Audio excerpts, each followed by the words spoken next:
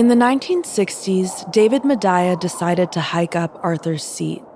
An ancient volcano located in the heart of Edinburgh, Arthur's Seat forms the peak of a cluster of hills in Holyrood Park. It's a popular hiking spot for locals and tourists alike, especially at sunset. The climb is short, only 45 minutes from the start to the summit. There are a few steep bits, and the gravelly paths can be surprisingly slippery. But as you wind your way up the hill, you're rewarded again and again with these views of Edinburgh. To the north is Portobello and the Fife of Forth. To the east is East Lothian and the Borders. And to the west is most of the city centre and the castle. When Medalla reached the summit, he decided he would rather look up. It was a sunny blue sky kind of day, weather that nobody in Scotland would ever dare take for granted. He lay down on the grass and gazed at the clouds slowly moving across the sky. And suddenly, like the revelation catalyzed by Proust's narrator biting into a Madeleine, a series of vivid childhood memories hit Medalla. At least, that's how he told the story.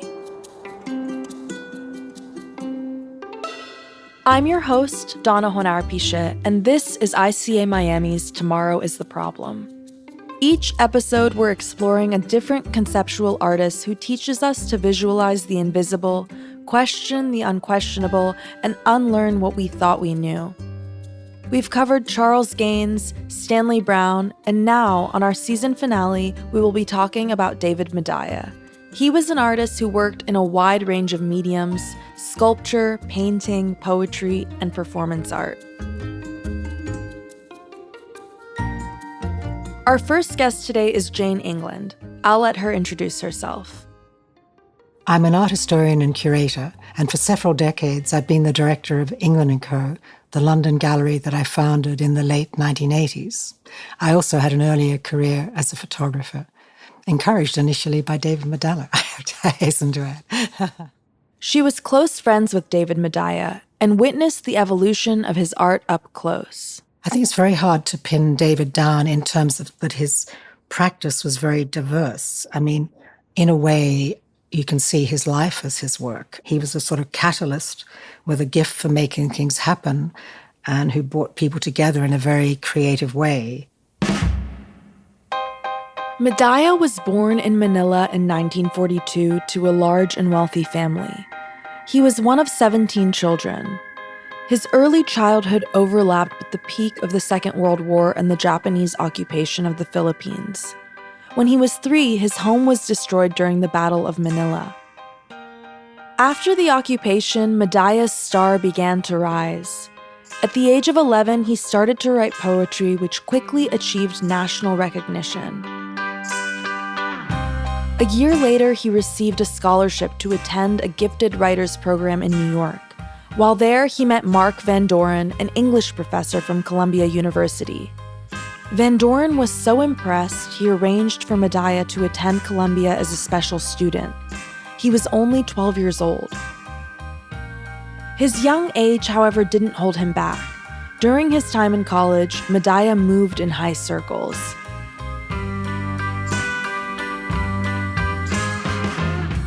And he had the chance to spend time in New York in the 1950s. He met Lionel Trilling, he met the Beat Poets, he met Frank O'Hara. It really was him being at the center of a major revolution in 20th century poetry. This is Chanon Kenji Praepipatmongkol, a professor of contemporary art at McGill University. And we might think of this as, on the one hand, a result of the kind of Filipino-American diasporic exchanges that were already happening. There are many kind of Filipino poets who were living in the U.S. at that point who really paved the way and opened up these networks for Medalla. But on the other hand, we must also give credit to Medalla. I think he is somebody who, from a very young age, who was able to really talk and charm his way into high society. And there's countless stories of him giving poetry readings and chatting people up on the streets and inviting them back into his poetry club. And so it seemed as if even from a young age, he was great at putting together this social world around him. Medalla's gift of connection, already so developed at the age of 12, allowed him to make friends all over the world. After Columbia University, Medalla briefly returned to the Philippines before traveling to Europe. While he explored as many countries as he could, he spent most of his time either in Paris or London, where he met Jane. He brought something to London which I think was incredibly rich because he had a generosity of spirit. One of his favorite expressions was the Filipino word for wonderful. Everything was in Tagalog. It was maganda, I think you pronounce it. And it was this sense of wonder. And he could always see something, poetry and things. He was always a very generous spirit in every way. I mean, if you were with David at an exhibition, you'd suddenly find yourself he'd be introducing you to everyone around him. And just like in New York, Medalla quickly built connections with other artists. And my own memories of David are spending time with him, spending time at Newport Place, and his generosity. He was always showing you books, showing me magazines. I've still got a folder with so many sort of documents that he would give me. He'd say, you have to read this, or he was sharing knowledge. He was introducing you to people. I remember we would all go and meet at his apartment in Newport Place, and we'd end up sitting on this big bed, and in those days, there was no internet, there was no mobile phone, so people would just gravitate to Newport Place, to David and John's apartment on a Friday evening, and you never knew who would be there. The John mentioned here is avant-garde artist John Duggar, perhaps best known for his political banners. You know, I remember there was an artist who'd come from Berlin and tell you about what was happening there. I remember an artist called Mel Schultz used to turn up episodically, and he was involved. He was working with Jim Dine, and he knew Andy Warhol, and he'd tell you what was happening at the factory. And then we'd all end up discussing things, and then we'd all end up gravitating to a little tiny restaurant nearby where it was almost like David ran a salon on Friday nights. And he just attracted people. He knew so many people. I mean, he knew everyone from Duchamp onwards. So he created a kind of, I think a very avant-garde salon in London.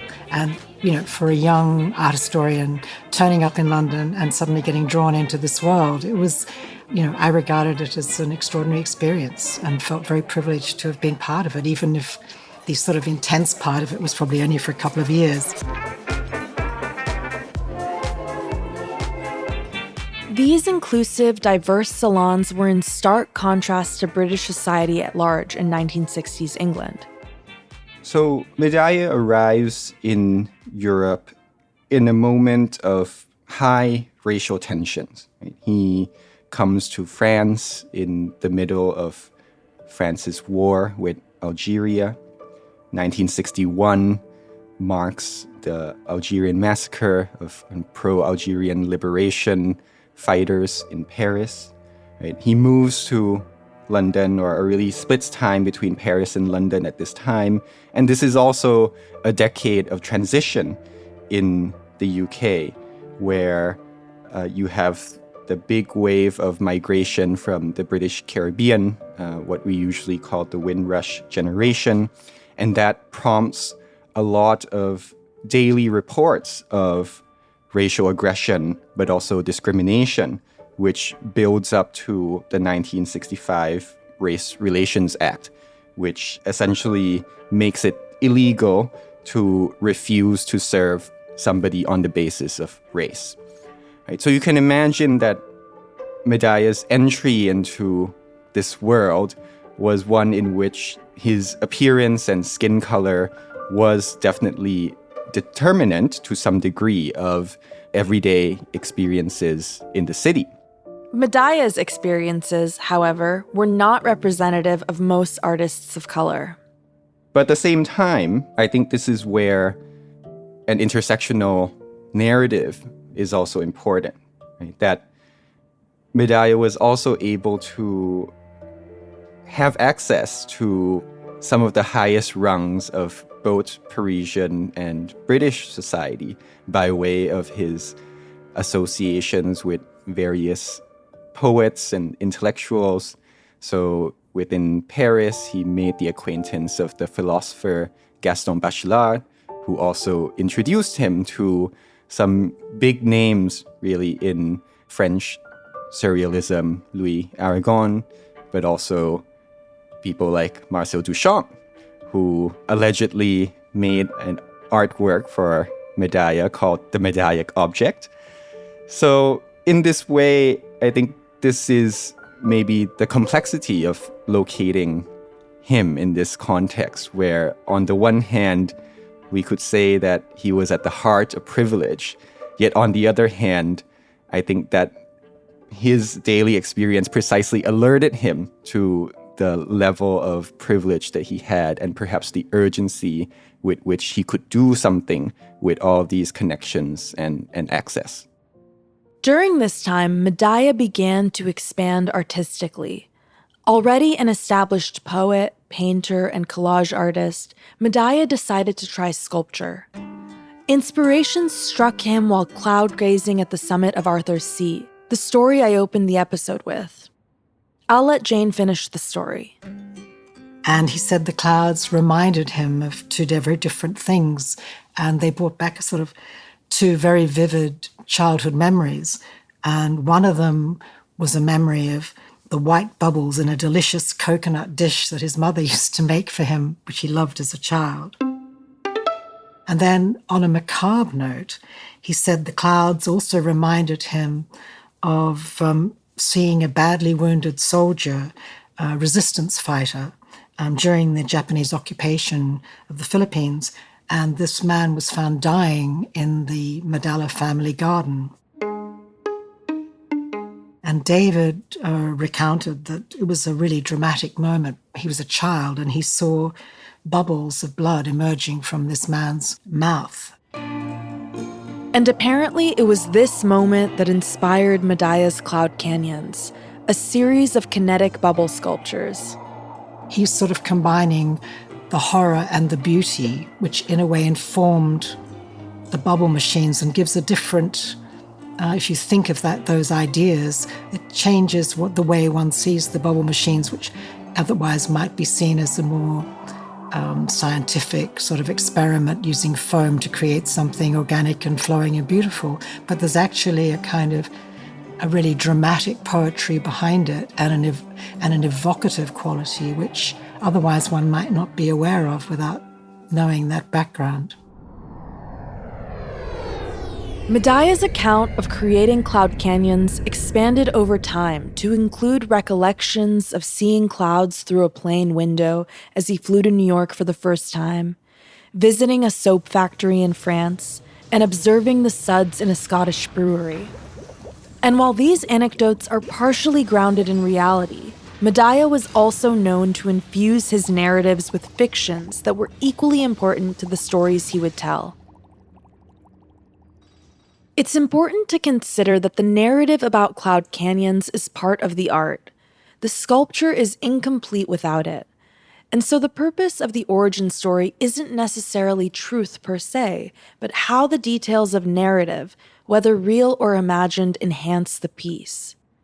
That being said, even without narrative context, the sculptures are visually striking.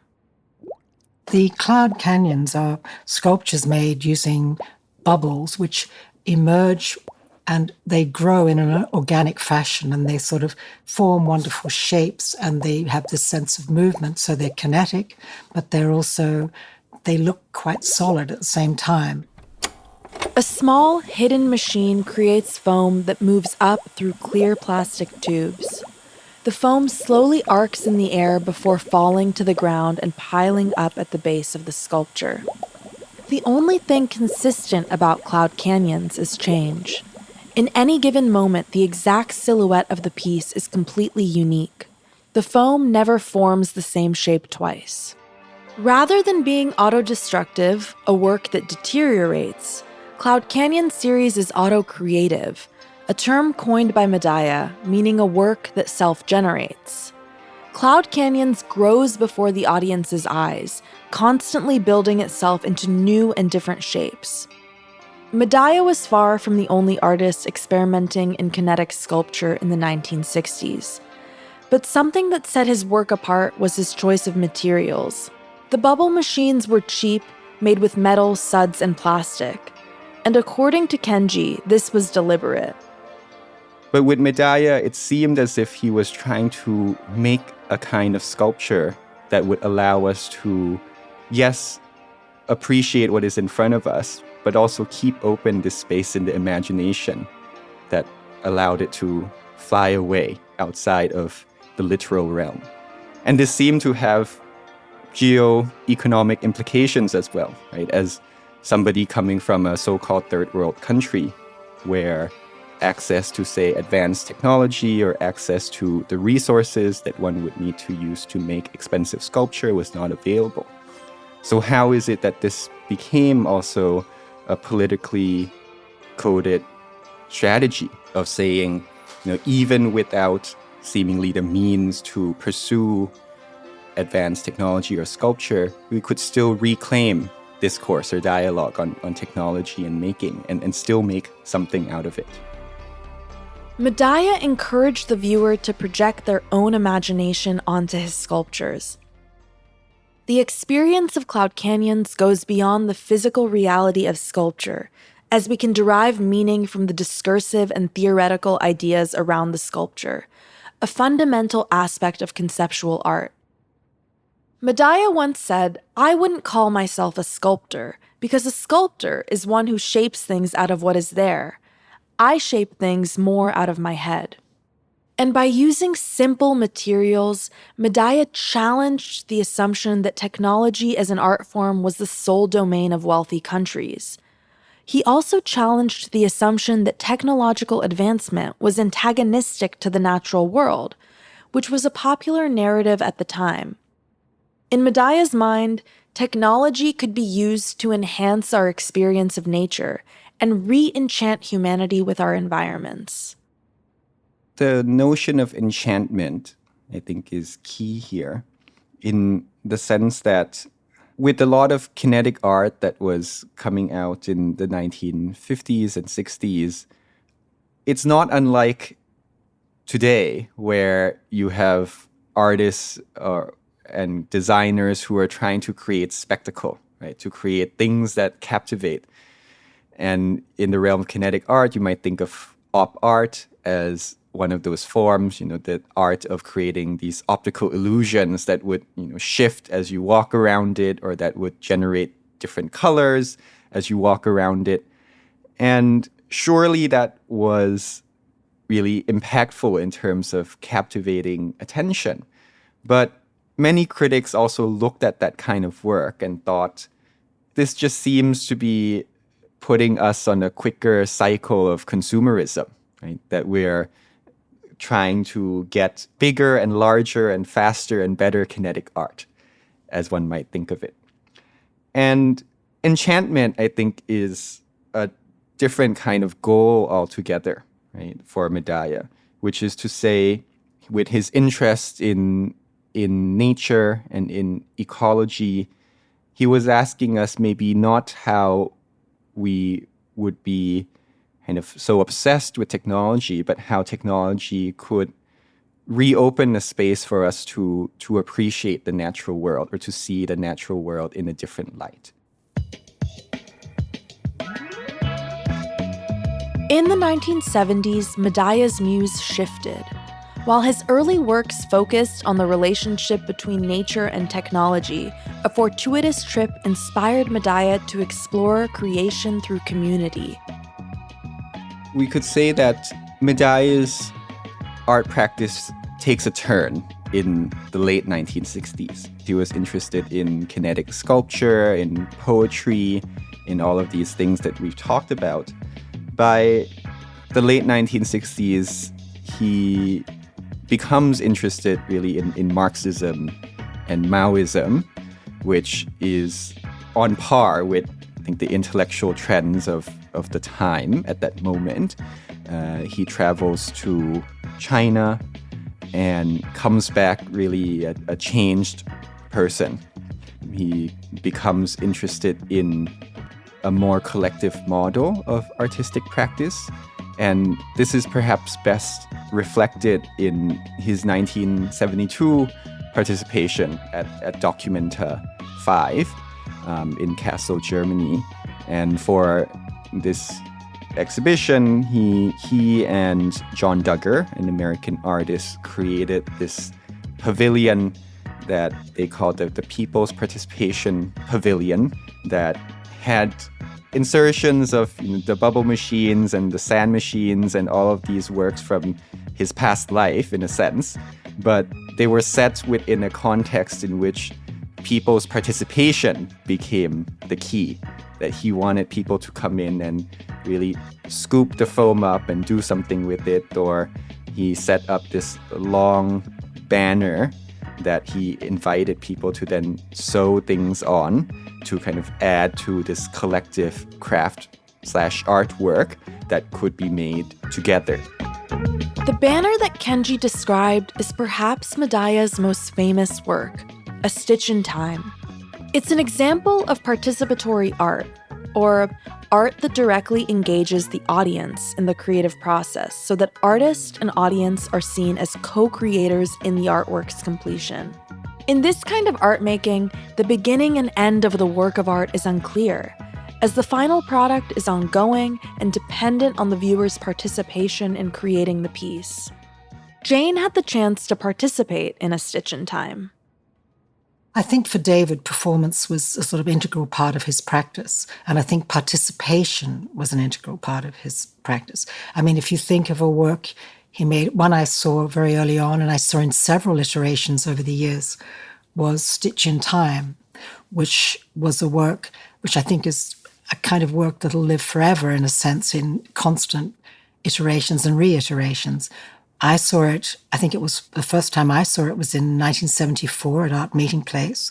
And it's an example of a physical artwork, and yet the audience are completely involved and help construct the artwork. So it's basically a sort of almost like a hammock-like display of a piece of fabric, and you're invited to join in and embroider something on this, stitch something onto this piece of fabric. And I've seen it everywhere from this very early iteration in Covent Garden at Art Meeting Place through to seeing it at the Venice Biennale and in London's Festival Hall. But it started, the idea, David saw something he'd given someone years before. He saw someone at an airport and they had stitched, this same object was stitched to a backpack. And so David had kind of had this idea of the talisman and the things being stitched. And so people add to this artwork and they bring themselves into it and become part of it. In A Stitch in Time, the participation transforms the piece through addition. Audiences leave their mark through creation rather than destruction. In theory, the life of the piece is ongoing and entirely dependent on audience participation. I've seen people stitching like a little memento. It might even be something as simple as something they have with them in their pocket, like a bus ticket. They might stitch a little message, something very personal about how they're feeling, or they might stitch a little observation, or they might stitch a talisman. Sometimes people have stitched quite sort of little photographs. And I mean, sometimes people do incredibly beautiful embroidery. They'll stay with the piece for quite a long time. Other times people just very quickly intervene and make some small gesture of attaching something. But it's this kind of sense of accumulation and accretion which create, you start with this almost blank canvas and you end up with this multi-layered and very rich sort of textured piece which has taken on so many identities, and personalities have kind of crossed paths with it. But I don't think it's ever really finished. I mean, it only finishes when that particular situation ends. Despite Medalla's early successes, he didn't receive the acclaim many thought he was due. While he received praise for both Cloud Canyons and A Stitch in Time, his work was often excluded from galleries and exhibitions. Many of Medalla's contemporaries, like Tim Scott, Isaac Witkin, and Philip King, saw their work acquired by the Tate Britain within a decade of creation in the early 1970s. The Tate did not acquire Medalla's work until 2006. Medalla's work in some ways was, at the heart of these conversations on kinetic art, right? He had many champions, including, say, the British art critic Guy Brett.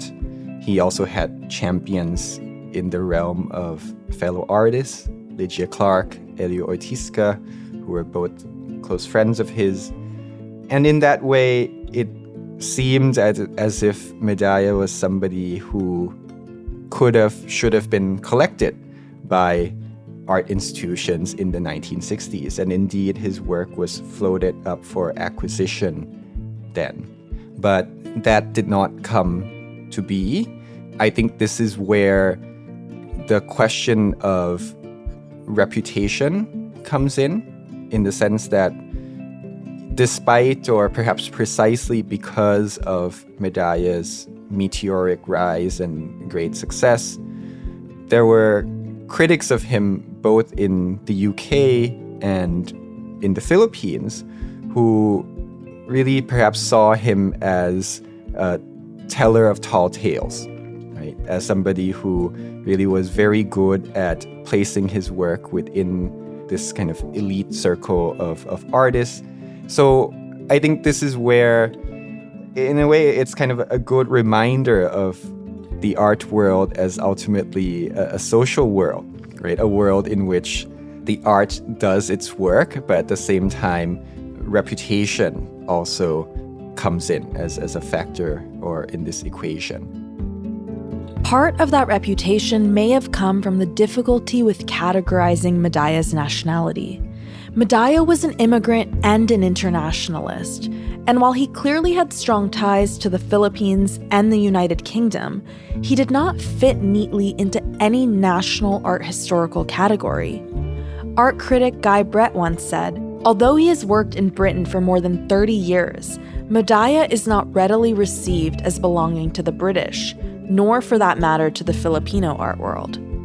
And so it wasn't until much later, really, that I think Medalla received the attention that he deserved. I think part of that trend of rehabilitation really begins with Rashid Arain's exhibition in 1989, The Other Story, which featured the stories of many immigrant and artists of color who were working in the UK.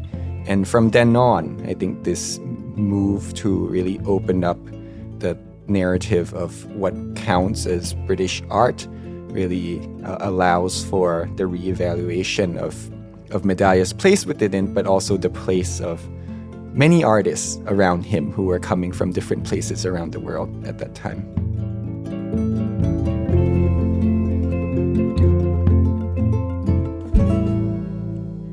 However, despite the increase in interest, Medalla's works were still marginalized by art institutions.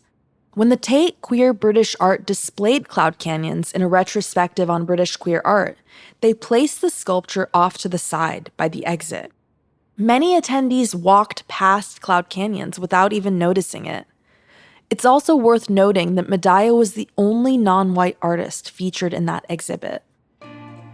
Moreover, while categorizing Medalla as British or Filipino might make Medalla's work more marketable in theory, Medalla himself never claimed either identity, always maintaining an international sensibility. As Medalla once said, "I don't feel as a migrant, as an exile. I feel at home anywhere, like clouds." I think David's practice did transcend that. I mean, people, I think, tried to label people, but David always saw himself, I think, as an internationalist. I think he was a totally international figure. He was a true bohemian. He floated through societies all over the world. So he was actually uncontainable. So any labels, I mean, he was in exhibitions in London like The Other Story, which were about, artists from other places living in London, but I don't think David, although he was involved with Third Text magazine, with Rashida Reen, I don't think David saw himself as anything other than an international figure. So people may have attempted to label him, and I mean, obviously his home country is probably reclaiming him as a really wonderful figure in art history of the Philippines, but I think David will always be seen as an international figure. And I think museums have approached him in the same way. I think they are now seeing him as a kind of a figure who was an early exponent and pioneer of everything from kinetic art, participatory art, performance art. I usually end my interviews by asking my guests if there's anything they feel like we missed in our conversation. It gives them the chance to bring up an important bit of historical context we skimmed over, or to talk about an art piece that they particularly love. Both Kenji and Jane just wanted to talk about what it was like to know David. David was an extraordinary person to know, and I think he's touched the lives of so many people that have encountered him along the way. And he's left a kind of legacy everywhere he's been. Every person who interacted with David Medalla left with a story that they would tell over and over again for the rest of their lives. And in many ways, these stories are as much his legacy as his art. To honor that, here's Kenji again, telling me more about the time he tried to interview Medalla. Just call me at this number. And so I called him at this number, and the phone was ringing until at that point I thought, okay, he wasn't going to pick this up anymore. And he eventually picked up as it was about to cut off, and he said, sorry, I keep my phone in the garage and I'm on the top floor of the house, but that's how I like it. So, you can enjoy the waiting tone, essentially, as you wait for me. And he said, why don't we meet? Why don't you meet me at this library in central London, this public library? I go there to check my email once a week. And so I show up at this library to meet him. And of course, I don't think he was really there to check his email. And he said, okay, let's go for a bus ride. And so I hopped on the bus with him, and we talked for a little bit. He basically gave me a tour of London at that point, and whatever questions I wanted to ask him about his work, there would always be a way to deflect and just point to a monument that was coming up, and maybe a story from the 60s or 70s that he had there. And eventually he said, it's now time to get off the bus. And we got off the bus in front of the National Portrait Gallery. And he said, I think this is a good place to end this interview or this tour. I'm going to go join the portraits in the National Portrait Gallery now. And then he just walked off. And I thought that was probably one of the most memorable interviews, if I could ever call it that I've had with an artist. He didn't really want to answer any questions about art in a way, but he was interested in just showing me his London and what it felt like, right, living there over the decades. And of course, walking off into the sunset, into the hallowed halls of British art. I thought that was a perfect ending. Thank you for listening to this season of Tomorrow is the Problem. This is our last episode, but stay tuned for season 6. This episode of Tomorrow is the Problem is brought to you by the Knight Foundation Art and Research Center, and is produced in partnership with FRQNCY Media. Our executive producer is Michelle Corey. Our producer is Lizzie Stewart. Our associate producer is Sarah Naz Jadbabai. Our scriptwriter and story editor is Isabel Moncloa Daly. Our script supervisor is Jessica Olivier. Engineering, editing, and sound design by Claire Bidigary Curtis. Visual identity by Julian Andrew K.A. I'm Donna Honarpisheh. Thanks for listening.